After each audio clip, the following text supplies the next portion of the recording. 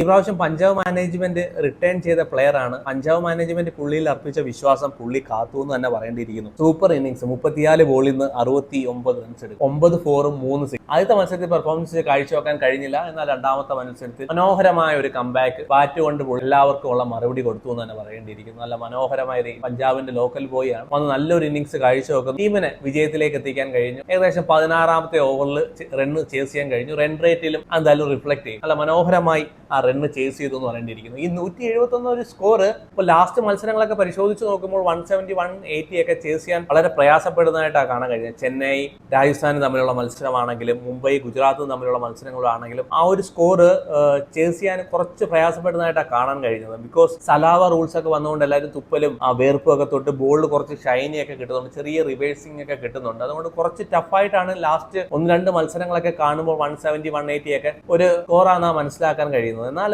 ഒരു പ്രയാസവും ഇല്ലാതെ തന്നെ LSG ബോളർമാരെ എക്സ്പോസ് ചെയ്തു എന്ന് തന്നെ പറയേണ്ടിയിരിക്കുന്നു.